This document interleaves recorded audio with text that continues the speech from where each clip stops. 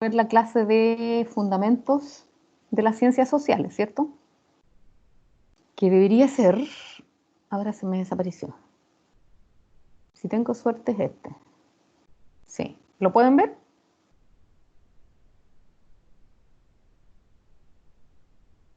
Sí, profe, sí se ve. Sí, profesora. Ya, ¿están seguros que este no lo han visto? Sí. ¿Están seguros? No, Debería ser que no. lo envió. Creo que sí, que está en la Sí, lo envió plataforma. la semana pasada. Sí, sí estaba en la plataforma, me parece. Lo voy a descargar ya. Entonces, vamos a ver un poco ahora de dónde aparece este origen del estudiar o de cómo llegamos, como decíamos, de estos conceptos de ciencia, de conocimiento, e intentar entender que había maneras de cómo diferenciar entre los tipos de ciencia, cómo llegamos hasta las ciencias sociales, porque dentro de las ciencias sociales estaría inserto lo que es las ciencias de la educación, porque finalmente, más allá de la disciplina en la que está cada carrera, que podría ser ciencia, que podría ser matemáticas, que podría ser filosofía, están dentro de lo que son las ciencias de la educación. Entonces, una de las principales ideas es que en realidad el conocimiento lo vamos adquiriendo a través de la lógica y a través de la observación. El conocimiento va a tener sentido en la medida en que vayamos comprendiendo el contexto o el entorno que nos rodea, y por eso es que dice que en el fondo también se corresponde con lo que observamos. En la medida en que más observamos o que intentamos comprender la realidad, podemos ir atribuyéndoles algún tipo de teoría, lo podemos ir sustentando en teorías, en estudios previos, que son los que nos van a permitir empezar a proyectar una idea de problema o una situación que queramos investigar, para la cual vamos a tener que recopilar algún tipo de datos, ya sean datos documentales, es decir, buscar información respecto al tema, o a veces proyectos educativos que hablen de lo que a mí me interesa, o métodos de enseñanza, que sería la recopilación de datos, si es que mi investigación es de análisis documental, o bien de datos cuando aplicamos algún tipo de test, una prueba o una encuesta, que son más bien cuantitativas, que son las que finalmente vamos a tener que llegar a analizar para poder dar respuesta a la pregunta de investigación y a la situación que queremos conocer. Entonces, podríamos decir que aparecen como dos grandes miradas, la teoría de las ciencias y la teoría social. La teoría de las ciencias es la que se va ocupando del aspecto lógico de la ciencia. Entonces, ahí entra esta idea de poder recolectar datos, de poder observar, de analizar, de buscar esquemas de lo observado, de ir haciendo comparaciones entre lo que queremos encontrar y lo que estamos encontrando. Por eso que habla de la lógica con la realidad observada. Y la teoría social, que más bien tiene que ver con lo que son las cosas, con el cómo se manifiestan, más que con lo que deberían llegar a ser. Porque a veces uno dice, esto es lo que estoy observando en este momento en el microscopio. Otra cosa es lo que debería llegar a observar. Se supone que idealmente si la muestra o supongamos el pedacito de hoja que ustedes están analizando, o la ameba o la célula, una cosa es lo que vemos, es decir, la realidad de lo que tenemos, que sería lo que se va a poder analizar a partir de lo que debería llegar a ser o lo que deberíamos llegar a tener como producto. Entonces, si combinamos estos dos tipos de teoría, las ciencias con la teoría social, aparece lo que se conoce como la filosofía social, que es la que actualmente se ocupa de cómo son las cosas y de por qué ocurren determinadas cosas o determinados sucesos, o incluso a veces por qué las personas se comportan de determinada manera frente a un suceso o alguna situación. Por ejemplo, a pesar de que se supone que estamos en cuarentena, aunque no es una cuarentena todavía como obligatoria para esta región del Maule, era sorprendente ver las fotos del Red Maule, la cantidad de gente que andaba dando vueltas en el centro el día sábado. Entonces uno ahí se preguntaría, pero ¿cómo? Si se supone que estamos en cuarentena, se supone que lo que tenemos que hacer es intentar evitar contagiarnos o contagiar a otros es que somos, podríamos decir, portadores asintomáticos. ¿Por qué la gente sale a la calle, se pasea en el centro, no mantienen distancia de 2 metros entre uno y otro, porque además las calles de Talca tampoco son tan anchas como para mantener la distancia? Entonces ahí uno se podría preguntar, ¿por qué ocurre esto? A lo mejor una respuesta podría ser porque somos porfiados, porque el encierro ya nos tiene así como agotados, entonces queremos salir, respirar otros aires, contactarnos con la gente, o bien porque había trámites importantes que había que realizar y que sí o sí había que ir a hacerlos el fin de semana al centro.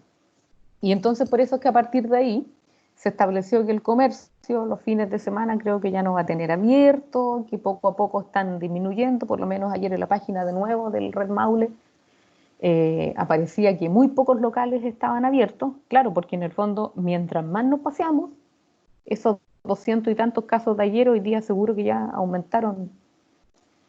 ¿Cuántos eran ayer? Como 230, hoy día ya iremos como en 250. Si la gente se sigue paseando, claro, vamos a ir cada vez aumentando más con las probabilidades de enfermar. Porque además las ciencias o el cómo se ha ido manifestando la situación del coronavirus, por lo menos, está diciendo que en algún momento todos podríamos tener la probabilidad de enfermarnos. Ahora, probabilidad que han ido calculando estadísticamente a partir de los datos que ya existen. Otra cosa es que queramos creer que realmente las cifras son las verdaderas, otros dicen que no, que están ocultando, que hay diferencias, que un día dicen... ¿Quiere opinar? No, parece que no. Que un día dan una información, que otro Profe, día... ¿Sí? disculpe que la moleste, pero hay una compañera que no la deja entrar Teams que dice que necesita de su permiso para poder entrar a la reunión. A ver, ¿y qué hacemos? Es la Carolina. Déjeme intentar salir de aquí. ¿Cuál Carolina? ¿Cuál es su correo? Carolina Wilson. Carolina.wilson. ¿Se lo escribo por el chat? Sí. ¿Y cuándo que tenía ese correo en algún momento? Ya, escríbamelo en el chat para poderla incorporar. Eso le pasa por llegar tarde, ¿no?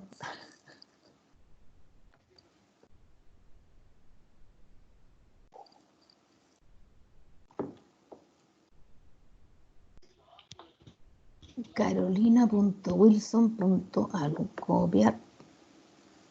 Y tengo que ir ahora.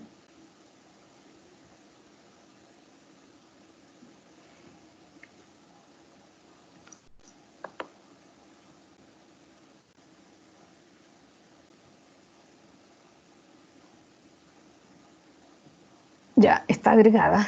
Así que puede reaparecer. Esperemos que aparezca entonces antes de seguir.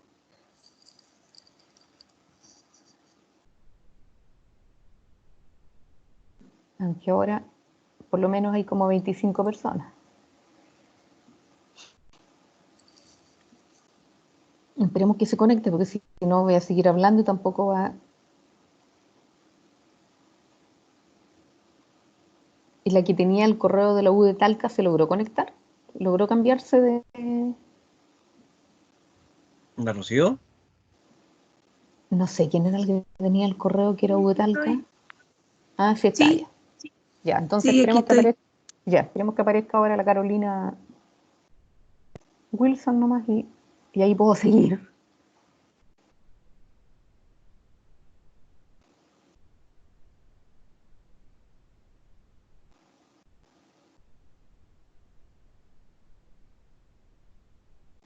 No la veo todavía.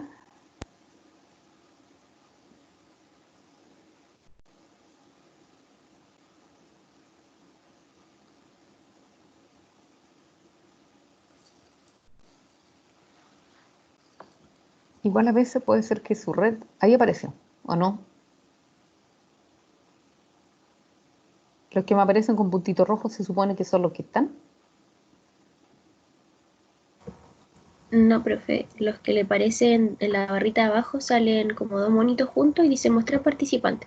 Todos esos son los que están. Puntito rojo, puntito verde, son como por los colores que tiene como para que alguien más lo vea. No sé si se acuerda del Ya, Messenger. sí. Una cosa así. Ya, pero ahora la Carolina Wilson ya está aquí en la nómina. Sí, ahí dice que Ya, está. ya, entonces puedo seguir. Puedo seguir.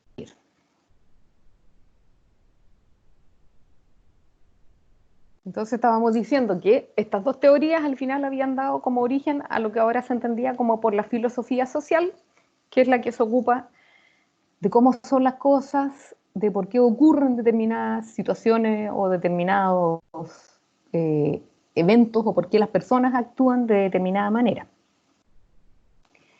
Pero no nos explican si una ideología, por ejemplo, como política, si el capitalismo es mejor o peor que el comunismo, excepto cuando logremos establecer un conjunto de criterios aceptados para poder entender cuál es mejor. Entonces podríamos determinar si científicamente ambos ideologías, el capitalismo y el comunismo o el marxismo, si es que ambos apoyan la dignidad y la libertad humana, siempre y cuando que nos pongamos de acuerdo y que establezcamos una definición de qué es lo que vamos a entender por libertad y qué vamos a entender por dignidad. Y eso es lo que, en términos de investigación, se conoce como variables, que serían en el fondo las situaciones, los hechos, los eventos que queremos investigar. Por ejemplo, si estuviéramos de acuerdo en que los índices de suicidio o que las donaciones de caridad son buenas medidas para poder hablar de la calidad de una religión, entonces podríamos determinar científicamente si el budismo es mejor que el cristianismo o si el cristianismo es mejor que el protestantismo, o poder llegar a establecer cuáles son las mejores religiones, pero siempre y cuando que definamos que entonces es mejor donante o es más caritativo aquel que da más aportes a la religión que profesa. Entonces, para poder hacerlo tenemos que establecer un criterio, es decir, con qué lo vamos a medir, cómo lo vamos a medir, porque como estamos diciendo en el fondo, el ser como más caritativo o más solidario, en el fondo es un valor que es difícil medir a través de la ciencia. Por eso es que tenemos que transformar esta variable o esta conducta que queremos medir en un tipo de variable que sea medible y verificable. Van a venir ejemplos más adelante por si es que hasta ahí todavía no se comprende. Rara vez nos ponemos de acuerdo, como dice aquí, para poder resolver situaciones que tienen que ver con los valores. Por eso es que a veces las ciencias no son muy útiles para poder entender estas situaciones o estas polémicas. Porque obviamente que la mayor dificultad es que las personas se pongan de acuerdo para poder establecer criterios, así como yo podría decir el criterio de éxito en la carrera Pedagogía en Ciencias es aquel estudiante que tiene un promedio ponderado acumulado sobre 6. Y ustedes me van a decir, no, porque se está yendo el chancho, es demasiada exigencia, si poca gente es la que logra PPA sobre 6. En general los PPA están entre 4,5 y 5,5. ¿Cierto? ¿O no? Y entonces, si establezco el criterio de éxito, también podría establecer un criterio de fracaso. Y a lo mejor podría decir, así como el Ministerio de Educación o como la universidad establecen que el fracaso es en el fondo el haber obtenido una calificación menor que 4, que se supone que 4 es la nota mínima suficiente que necesitamos para probar algo. Entonces aquí aparece un ejemplo que dice que un cronómetro no nos va a poder decir qué velocista es mejor que el otro, salvo que coincidamos en que el criterio que vamos a utilizar para medir va a ser la velocidad. Pero como estamos hablando de un cronómetro, el cronómetro no nos va a decir de la velocidad, nos va a decir de los minutos, de las horas, de los segundos, del tiempo que se demora el velocista en poder correr. Pero como dice aquí, si nosotros quisiéramos cambiar esa definición y decir, no, en realidad lo vamos a medir por velocidad, entonces tal vez vamos a establecer que es más, no sé, más bacán, iba a decir, es mejor velocista aquel que demora menos tiempo. Y se puede entender así. Entonces, por eso es que las ciencias sociales nos permiten conocer lo que es una situación, un hecho, una realidad y por qué ocurre esa situación o ese hecho o cómo se puede ver afectada con otro tipo de variables. Habitualmente en la investigación, en general lo que hacemos es estudiar por lo menos dos variables para poder ver cómo se comporta una con otra, si tienen algún tipo de relación, si alguna es la causa o el efecto de la otra. Que en las clases más adelante, que vienen con posterioridad, vamos a poder ir definiendo cuándo es una variable dependiente o una dependiente, independiente o dependiente, dependiendo quién sea la que nos interesa estudiar y quién es la que va como variable acompañante, por decirlo así.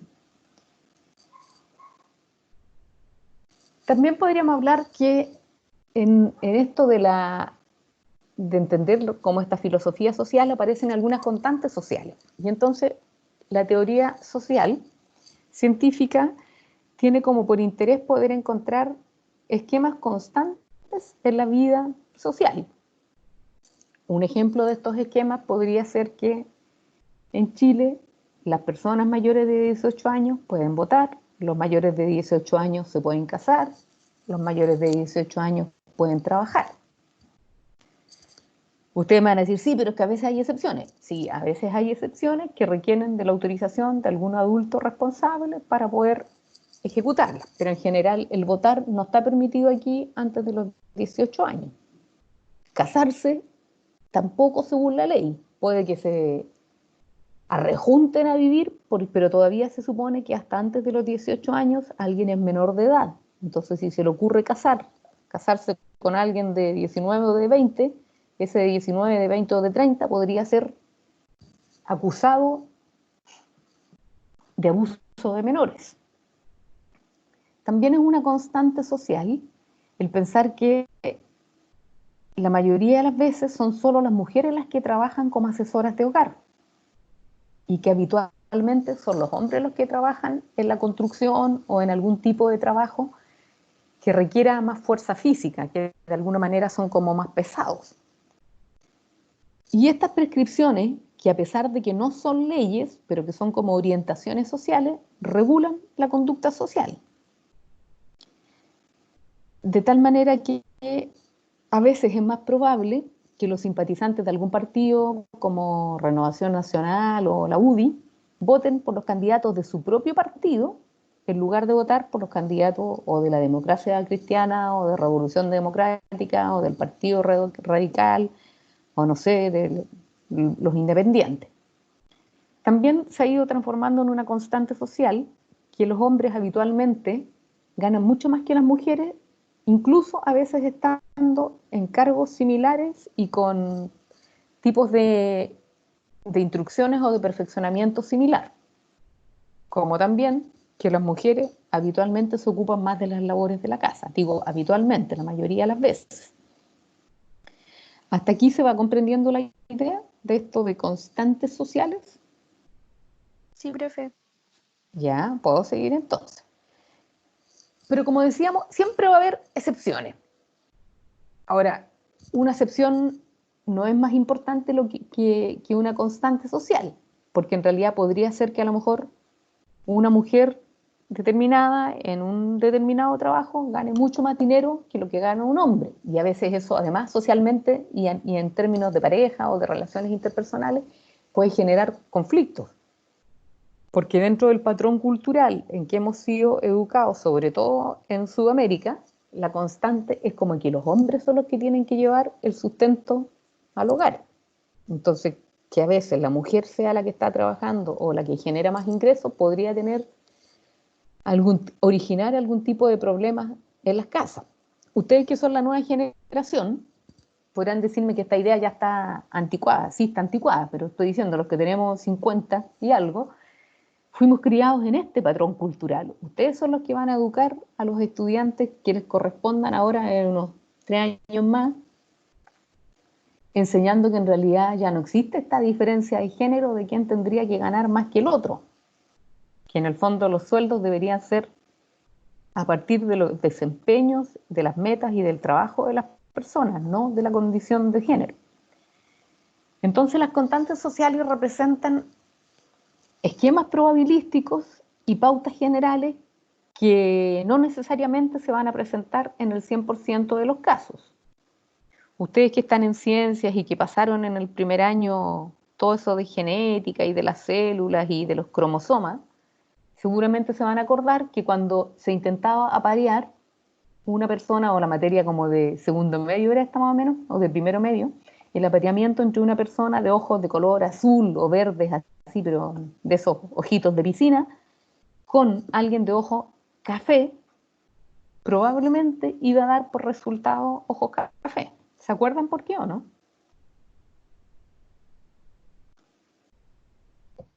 Sí, profesora. Sí, se acuerdan, ¿cierto? Sí, porque ustedes son del área de la ciencia. Y eso lo estudiaron en el primer año hasta que quedaron locas entendiendo la famosa genética.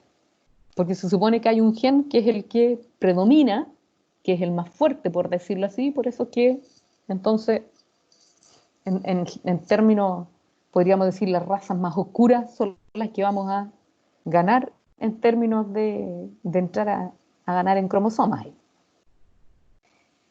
También, más allá de hablar de las excepciones, estas teorías sociales tienden a hablar de grupos de personas más que de personas una a una. Entonces, los estudios científicos sociales tienden a utilizar más pautas sociales que individuales y se forja la teoría a partir entonces del estudio de grupos más que de personas una a una. Por ejemplo, si pensamos en las razones por las que la gente tiene hijos, podría ser que alguien diga, ya, yo voy a tener un hijo porque mis papás quieren ser abuelos ahora, en este momento de la vida, no quieren esperar 10 años más. O quieren tener hijos porque así van a sentir que han desarrollado su lado femenino o su lado masculino. Quieren tener hijos porque quieren casarse y entonces una manera como de adelantar rápido el matrimonio es tengamos hijos y hagamos las cosas más rápido. A veces se tienen los hijos por accidente, porque no se tomaron todas las precauciones o porque falló alguna de las precauciones. Otra persona podría decir, yo quiero tener un hijo, independiente de que tenga o no tenga una pareja, porque quiero una compañía para cuando yo sea más viejo. Entonces, como que alguien me acompañe por último y que se preocupe de mi entierro el último día. O bien por madurez, porque también alguien puede decir, a estas alturas de la vida yo ya siento que soy maduro, que soy responsable, que puedo preocuparme de mi vida y además de la vida de otra persona.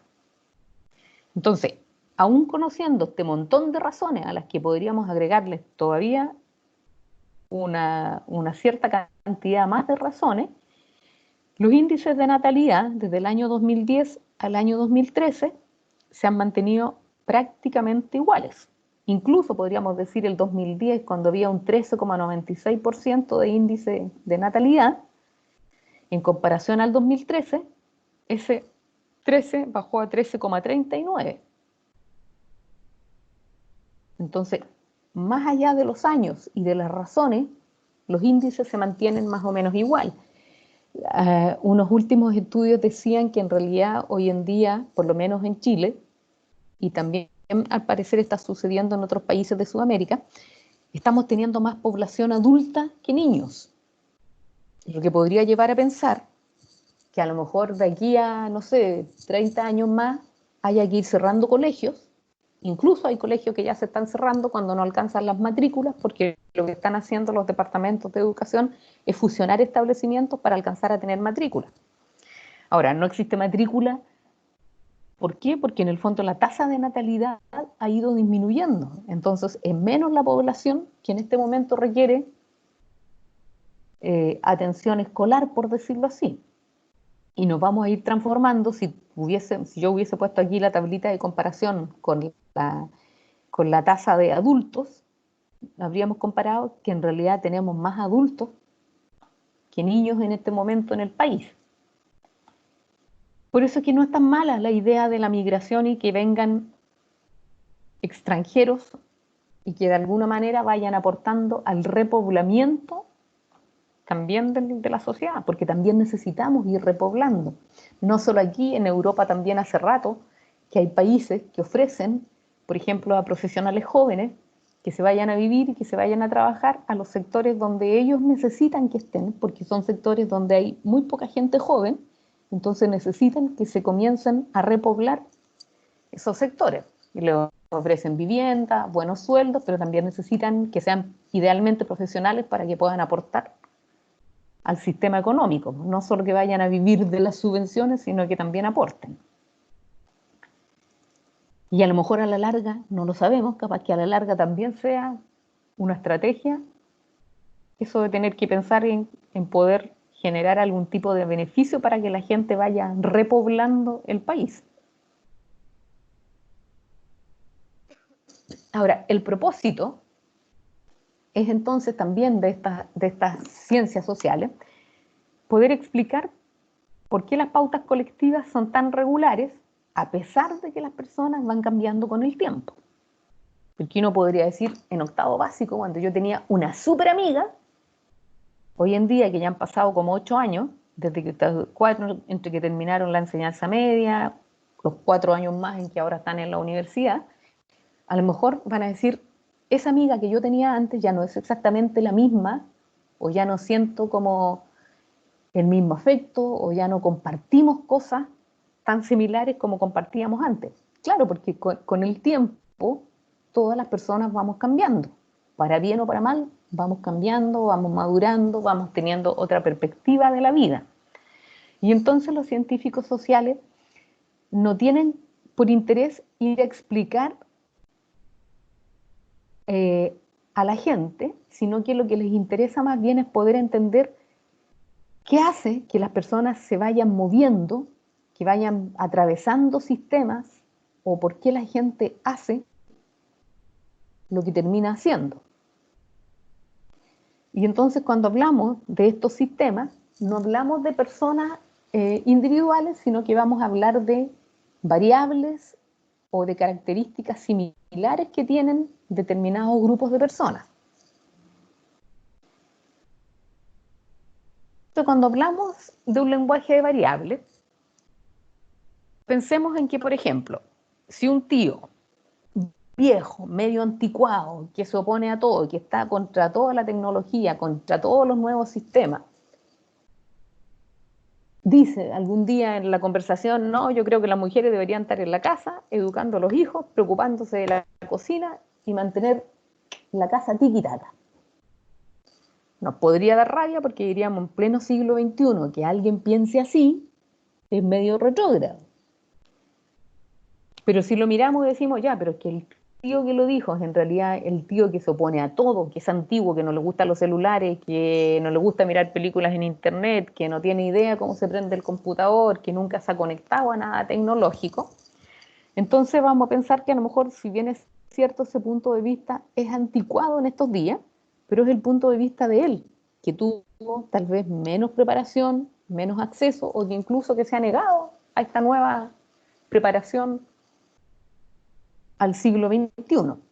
Ahora, si la declaración viene de un político, de alguien que se supone que se ha ido preparando, y esa declaración es en el fondo atacando a alguien que quiere ser candidata a la presidencia de la República, y el político dice, no, pero es que en realidad las mujeres no tienen capacidad emocional para poder dirigir altos cargos públicos, o se lo van a pasar con licencias médicas porque tienen hijos, o porque se van a embarazar, o porque siempre van a estar afuera, porque van a estar más preocupadas de la casa, y por último porque no entienden de política.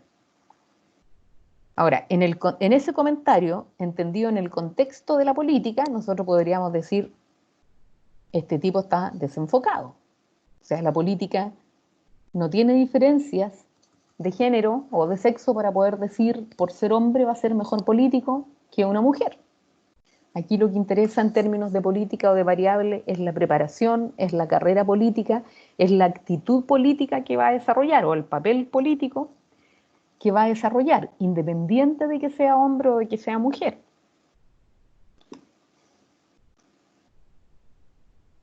ambos ejemplos quieren entender en el fondo el pensamiento de determinadas personas, de este tío anticuado, retrógrado, o de este político medio complicado, o de este político machista, podríamos decirlo así, y ambos operan bajo la lógica de conceptos abstractos. Si pudiésemos comprender por qué el político piensa así, o por qué el político es intolerante frente a la participación femenina dentro de los cargos políticos públicos, podríamos aprender o podríamos entender sobre otras personas que también son intolerantes igual que él. Y la mayoría de las veces ha sucedido que no se estudia mucho a los intolerantes, pero sí se estudia la intolerancia. Entonces, frente a la intolerancia, podríamos observar la variable sujetos intolerantes para poder llegar a comprender qué es la intolerancia. También en la lógica de que así como que decíamos, si hay éxito, en el polo opuesto va a estar el fracaso. Si tenemos intolerancia, en el polo opuesto va a haber tolerancia. Entonces podríamos determinar quién es más tolerante y quién es menos tolerante. O quién definitivamente es súper tolerante y quién es cero tolerancia. O en términos más educativos podríamos hablar de inclusión educativa y de exclusión educativa. Son conceptos que están como los polos extremos y que de alguna manera uno podría representar un ideal de situaciones, pero que a la vez siempre va a ir generando exclusión desde otro punto de vista. La intolerancia es una variable porque varía. Unas personas son más intolerantes que otras y lo que los investigadores quieren conocer respecto a la intolerancia es dónde están esas variaciones o dónde están esas diferencias, por qué algunos son más intolerantes y otros nada intolerantes. Por ejemplo, el objeto de atención de un médico es el enfermo y la intención que tiene o el objetivo de ese médico es poder curar a esta persona que está enferma, curarla en el sentido de sanarla, no curarla en el sentido de copete. En cambio, el objeto del investigador médico es la enfermedad. Y entonces este investigador médico puede estudiar al paciente del médico, pero solo lo va a considerar importante porque es portador de la enfermedad. Este ejemplo, en el mundo real en el que estamos, la gente de la primera línea, como estamos diciendo, no la primera línea del 18 de octubre para adelante, sino que ahora la primera línea en términos de salud por el COVID-19, la primera línea, es decir, enfermeros, médicas, auxiliares de servicio que están en el campo de la batalla ahí, en el día a día con las personas que están positivas y que están hospitalizadas habitualmente en la UCI. El objeto de estudio de ellos son las personas y poderlos sanar. Sin embargo, como estábamos diciendo, el investigador médico, el epidemiólogo, el estadista, no están centrados tanto en la persona que está metida dentro de la UCI y en las complicaciones que está teniendo. A él le interesan los datos que van apareciendo respecto a la enfermedad. Y entonces ellos pueden hacer su estudio epidemiológico, las variaciones, los aumentos, si la curva va disparada hacia arriba, si se ha estancado, si estamos bien o si estamos peor que ayer,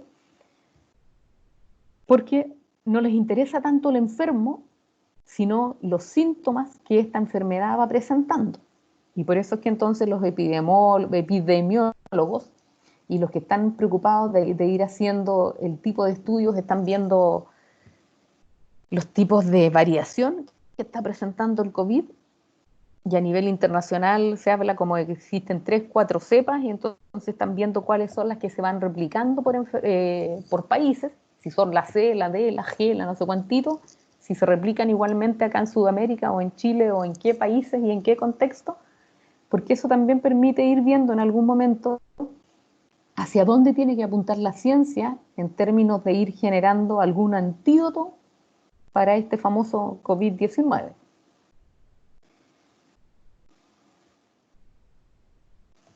Entonces, como concluyendo, las ciencias sociales se ocupan del estudio de variables y de los atributos que componen esas variables.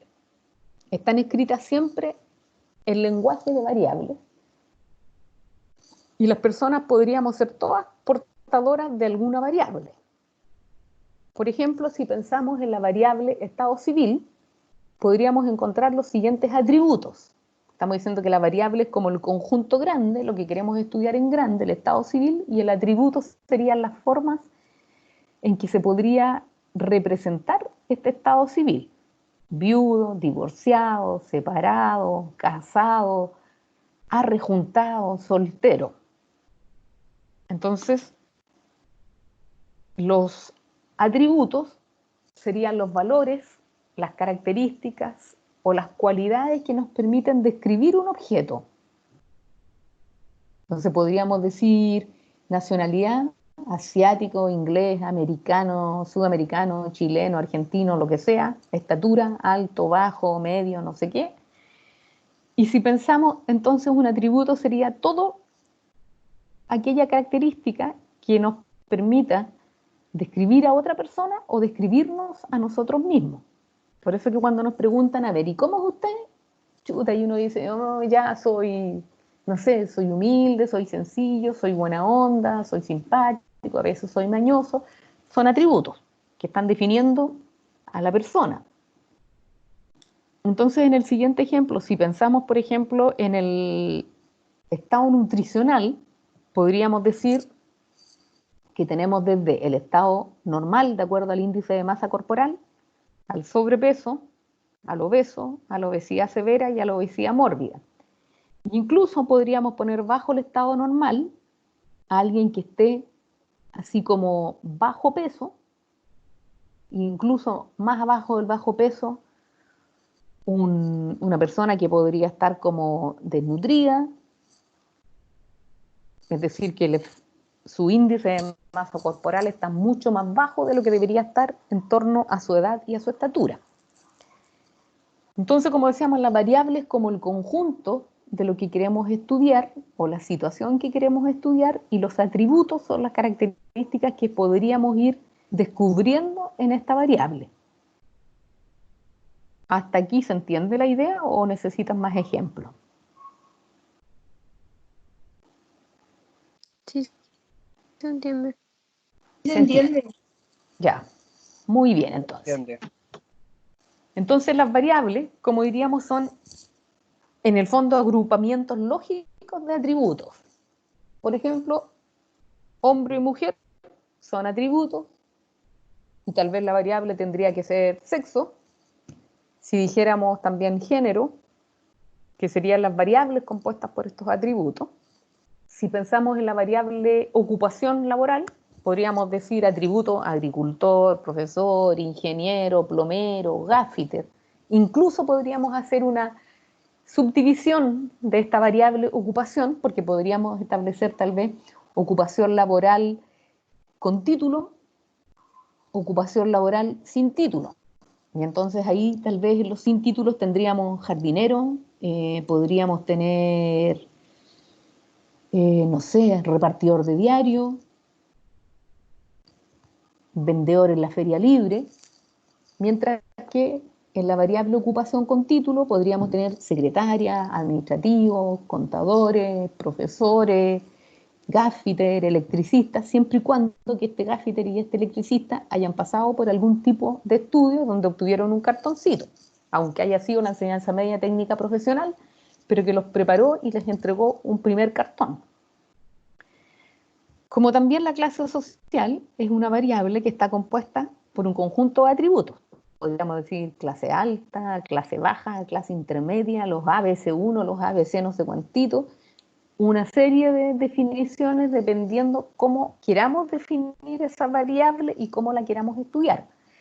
Mientras más opciones de atributo le damos a la variable, más fácil va a ser que las personas se sientan representadas y que puedan ubicarse dentro de la variable.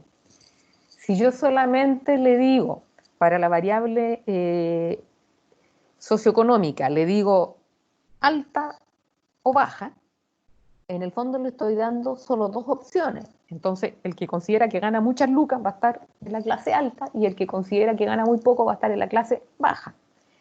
Pero dejaría fuera todo el grupo de personas que está en la clase social media, que es la mayoría de este país. Entonces, por eso es que mientras más opciones doy, es más fácil que las personas puedan incorporarse o sentirse representadas dentro de esos atributos. También algunos libros dicen que en el fondo un atributo es como una categoría que permite formar la variable.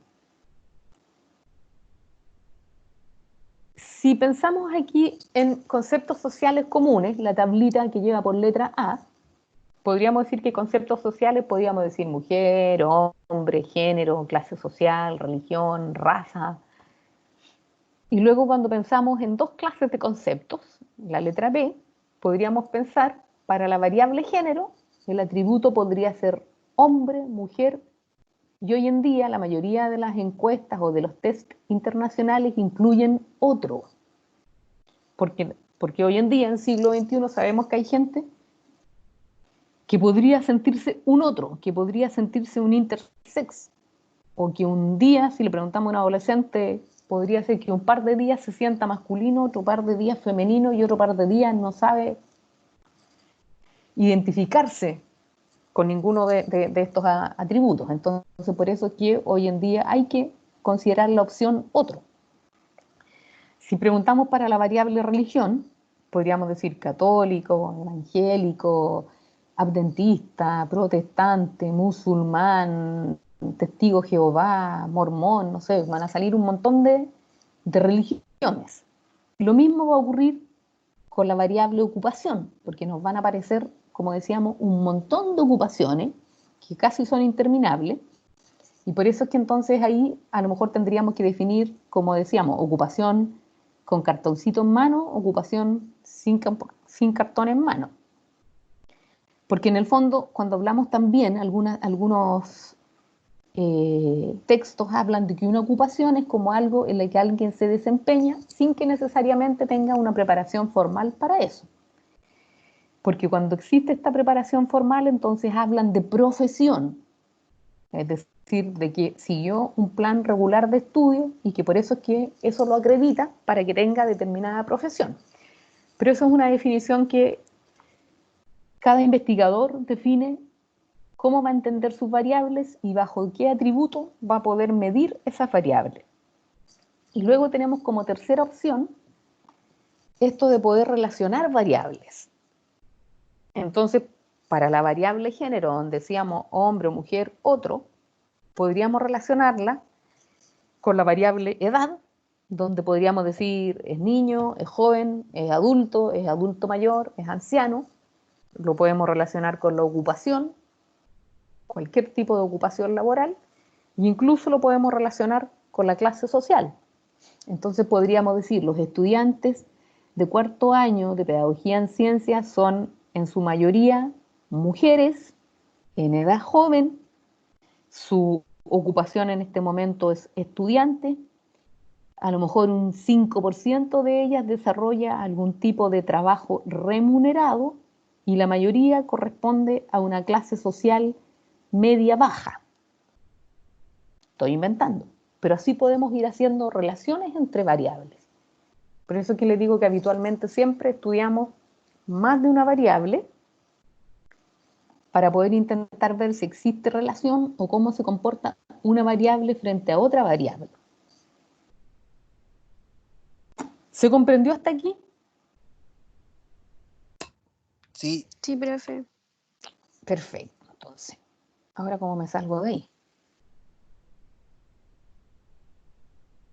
¿Y qué hora es?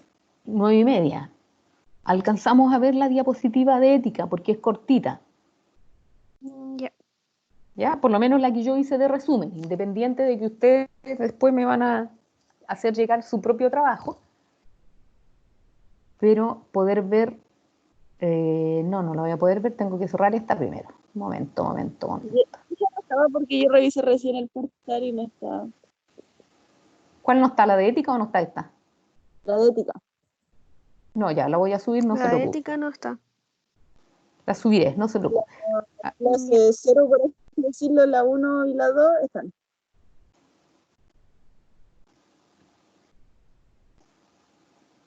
¿Ahora logran ver esta? Todavía no me aparece nada, profe. Todavía ¿Está no la aparece. compartiendo pantalla? Sí. A ver No, ahora no si me aparece. aparece. Ahí Y sí. ahora, ahí sí. Ujú. Y estas cortitas, sí son como 10 diapositivas, ¿no? Porque yo dije yo no la voy a hacer entera porque se supone que es el trabajo de ustedes. Pero un poco para poder entender el contexto en el que el texto parte hablando. En el fondo lo que le interesa investigar a estas autoras era cómo se presenta la ética en la investigación educativa. Puse ese letrerito de correcto, malo, prohibido, bueno, corrupto, porque en el fondo eso se relaciona con la ética y con la moral. Entonces, una primera idea es que los estudios de la conducta humana encuentran a veces pequeñas diferencias en el uso de los conceptos de ética y de moral. Y muchas veces los relacionan entre sí. De hecho, el texto también lo dice, que es difícil diferenciar uno de otro. La ética proviene del griego ethos, que significa carácter, temperamento, modo de ser. Y que en el fondo lo que hace es orientar lo que podemos hacer o lo que no debiéramos hacer. Mientras que la moral proviene del latín mos o moris, que significa costumbre, hábito, y que es la que en el fondo regula la conducta individual y social. Hasta aquí por lo menos la idea es diferenciar que, si bien es cierto, sus definiciones conceptuales no son lo mismo, muchos autores piensan que habitualmente funcionan conectadas. ¿Qué tienen de semejante? La ética es un conjunto de normas que el sujeto adopta en su propia mentalidad, es decir, como las propias reglas que nos ponemos para decir esto lo hago o esto no lo hago. Mientras que la moral es el conjunto de normas que la sociedad se encarga de ir transmitiendo de generación en generación, y entonces esa transmisión es la que en el fondo nos llega para que podamos establecer nuestro propio conjunto de normas. Por eso es que diríamos que esa es una semejanza que tiene una con otra. Aunque entendemos que la moral tiene que ver más bien con normas sociales transmitidas, mientras que la ética son normas que de alguna manera se toman de lo social, pero que cada sujeto adopta si las incorpora o no las incorpora. En el fondo, con la ética cada persona define si lo toma o no lo toma. ¿Qué tienen de diferencia? La ética, como decíamos, es un conjunto de normas que nace en el seno de una sociedad y que como tal ejerce una influencia poderosa en la conducta. No, perdón, la ética, estoy leyendo al revés. La ética surge como tal en la interioridad de una persona como resultado de su propia reflexión y de su propia elección, mientras que la moral son las normas que nacen en el seno de la sociedad y que ejercen una influencia poderosa en cada uno de los integrantes. Y por eso a veces podríamos decir, ay, esta persona no tiene ética, o es un inmoral, porque a pesar de que socialmente se han ido estableciendo algunas regulaciones, se salta esas regulaciones y actúa inmoralmente o con poca ética.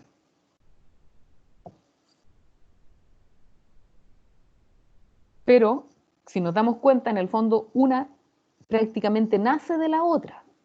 Es como que la moral, por tener el conjunto de normas que nacen en la sociedad, me deja y me dice, aquí están las opciones y usted libremente elige con cuáles funciona o cuáles adopta para su manera de actuar o dentro de su profesión o dentro de su actuar diario.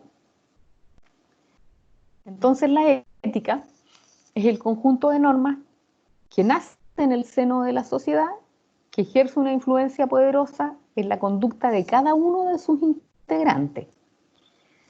Ahora, ¿qué relación tiene con la ciencia?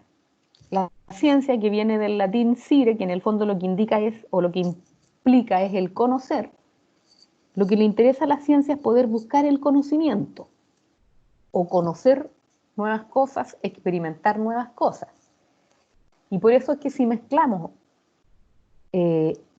esta definición de ética con la de ciencia, podríamos llegar a pensar que entonces la ética expone y fundamenta los principios universales de la moralidad de los actos humanos y que por lo tanto es una ciencia. ¿Se entiende esta idea? Sí, ¿Sí? Porque en el fondo estamos diciendo esto, que no entendí. Pero habrá sí un sí. Como estamos parece que sí. sí, ya parece que sí, como estamos diciendo que la sociedad es la que nos va como mostrando los patrones morales de cómo actuar, pero la ética nos permite decir, ya, esto los tomo, esto no los tomo, y entonces esos conceptos o esos patrones los puedo exponer y los puedo fundamentar como principios universales de moralidad, y los actos o las conductas de las personas podrían ser medidas o podrían ser entendidas como una ciencia. Entonces a la ética lo que le concierne es poder proporcionar razones por las que ciertas conductas son buenas y que por lo tanto son dignas de poder realizar o de imitar, y también argumentar en contra de malas conductas o de conductas inadecuadas socialmente. Por eso es que en el fondo la ética no es una ciencia especulativa, sino que es una ciencia práctica, porque hace referencia a los actos humanos. Con esta se comprendía un poquito más la anterior. Y al ser entonces una ciencia que no es especulativa, sino que está centrada en las personas, en los actos, en el diario vivir, hace que sea posible entonces una ciencia real y una ciencia que se puede estudiar. En el texto, para los que lo leyeron y para los que no lo leyeron, yo ahora aquí puse como las ideas generales, ¿no? El texto habla de que surgen problemas éticos que están relacionados con el que muchas veces se oculta a los participantes de una investigación cuál es la naturaleza de esa investigación o cuál es el fin, qué es lo que se persigue. Y entonces ese es un problema ético porque estaríamos faltando en el fondo a una verdad. A veces se expone a los participantes a situaciones que podrían ser perjudiciales para ellos en términos sociales, en términos de salud, o que podrían disminuir su propia estimación.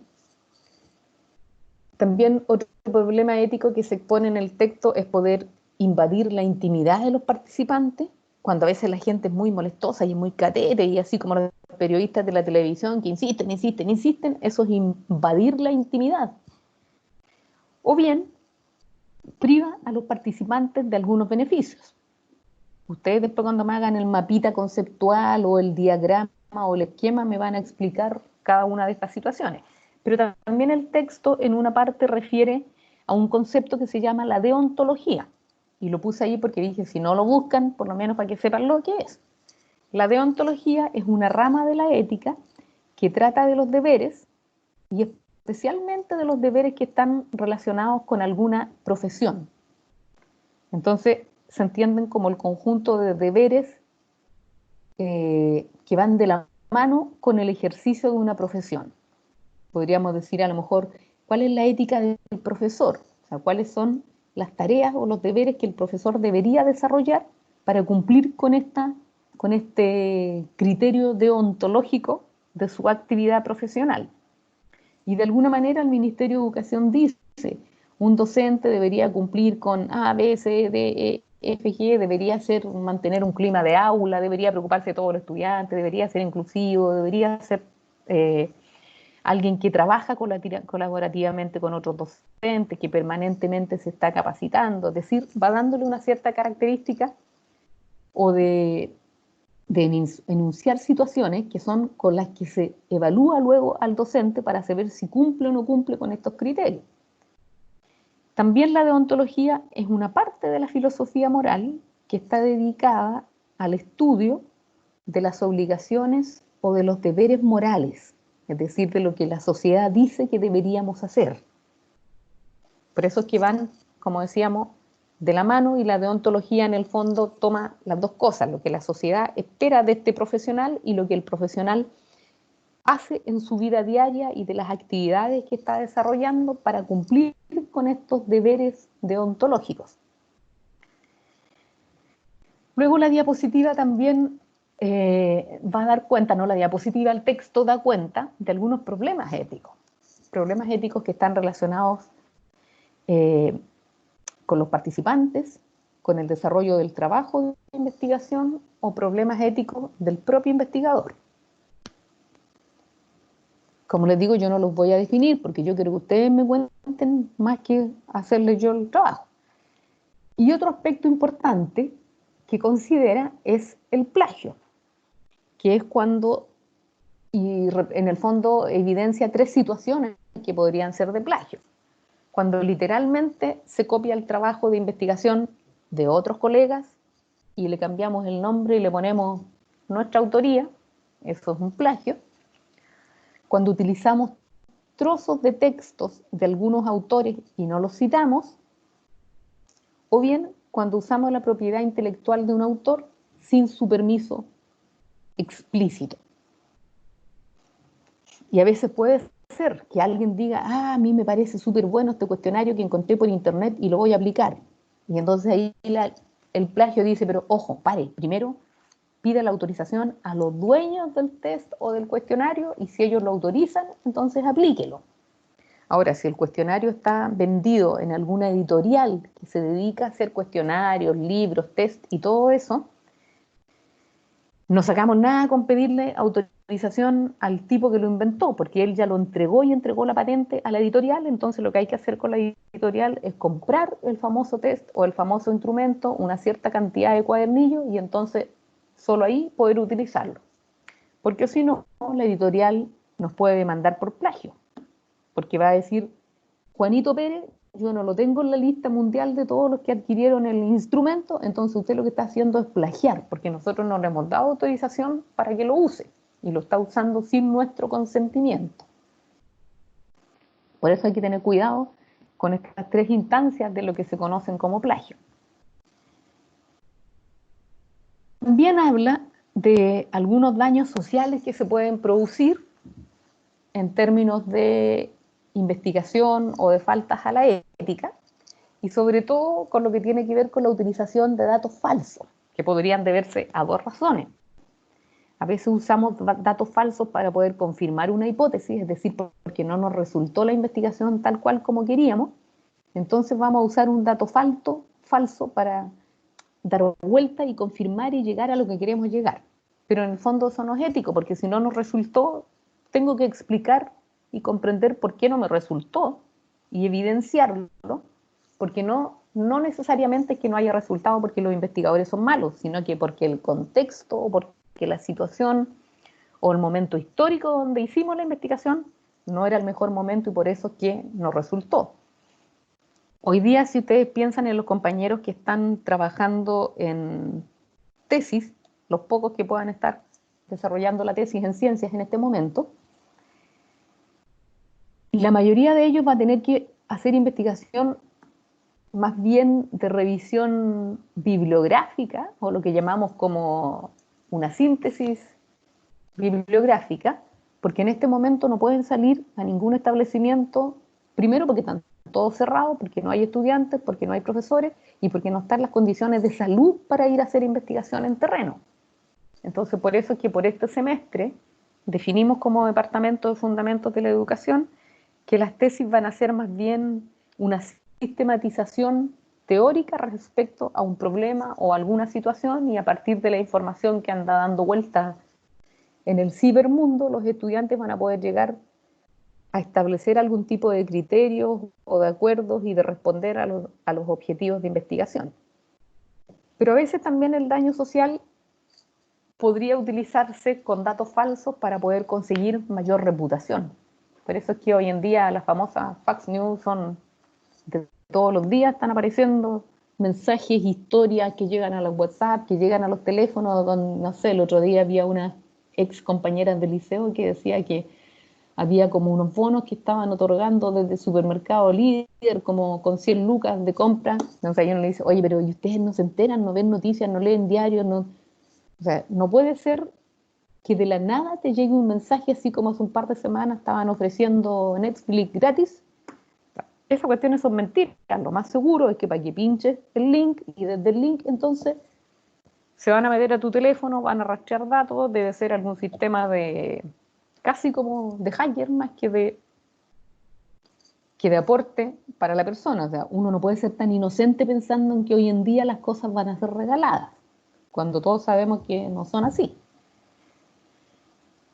Entonces la última que yo hice como resumen, que era como el dibujito, decíamos que en el fondo el texto plantea que la ética y la moral son prácticamente equivalentes, que una en el fondo actúa en interacción con la otra, pero la ética es un sistema de valores de una comunidad que nos lleva de alguna manera a establecer una conducta moral, mientras que la moral asume una reflexión filosófica sobre el sentido de las normas morales.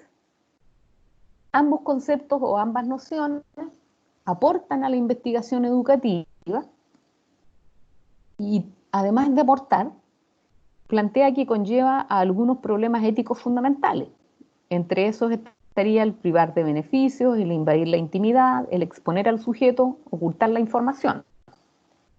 Pero también el texto habla de que esta investigación educativa presenta dificultades al investigar. Y esas dificultades a veces están relacionadas con los participantes, es decir, con la autonomía que pueden o no pueden tener para participar en la investigación, dificultades del investigador, es decir, hacia dónde intenciona su investigación, con otro tipo de investigadores, y ahí es donde podemos ubicar el plagio, o bien con la sociedad cuando nos enfrentamos a los datos falsos. Yo supongo que la síntesis, los esquemas, los mapas que ustedes hagan van a estar mucho más interesantes y más entretenidos que este que estoy haciendo, que intenté hacer yo como resumen. Pero como les digo, la intención era que ustedes hicieran ese primer taller. Esa primera taller va a ser la nota que va a aparecer para el 15 de mayo, que es cuando tenemos que tener una primera nota, va a aparecer esta como de primer taller. Ya no me acuerdo qué porcentaje le puse, pero debe haber sido como un 15% o un 20%. Pero como los talleres son acumulativos, en la medida en que va avanzando el semestre, esa nota va a ir modificándose. Así que no se asusten si alguien tiene un 1 la primera vez porque no lo presenta.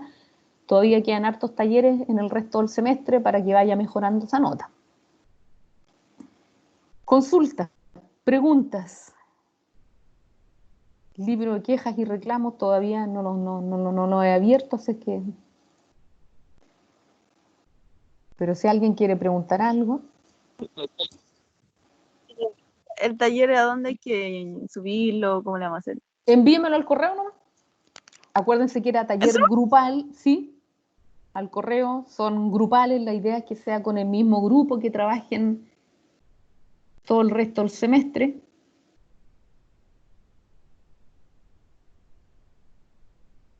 Voy a anotar aquí que tengo que subir la diapositiva. ¿Alguna otra consulta?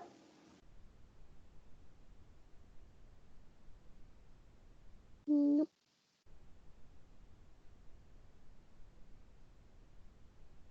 No hay consulta, no hay más preguntas. Como les digo, yo les hice como la mirada general de lo que es el texto, Gracias. pero ustedes van a poder hacer después lo que ustedes comprendan de ahí, si esa es la idea. Por eso es que en el fondo, como estamos haciendo interpretación de un texto, no quiere decir que algo va a estar malo. O sea, cada uno tiene distintas formas de comprender. Así que nunca va a haber nada malo. Lo malo sería que no lo hicieron. O que está incompleto, pero no malo.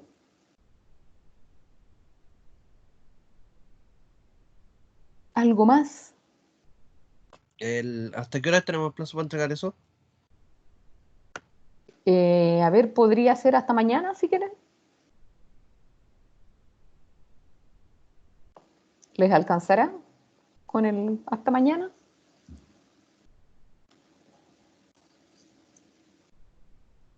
¿O necesitan más tiempo? Chicos, respondan. ¿Te alcanza?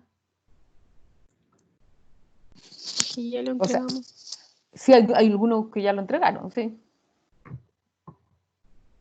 Si no es tan largo tampoco, ¿no? O sea, puede tener su par de páginas, pero no son densas de entender, porque en el fondo lo que va haciendo es ir evidenciando situaciones y lo único que hay que hacer es intentar organizarlas de mejor manera, ¿no? Porque ahí están todas tiradas como texto, pero por eso es más entretenido mirarla como en un dibujito, como sea la forma más fácil de comprender para ustedes. Yo creo que está bien hasta mañana. Ya.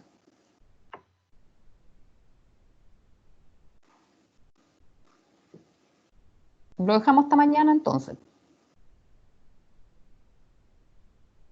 Hasta mañana a las 9 de la noche. Tienen cualquier rato todavía para leer y para hacer. Sí, profe, hasta mañana. Ya. Sí, está bien para mañana. Ya, bien entonces. Ya, entonces voy a dejar de grabar aquí esto para que se cargue ahora en el chat. Detener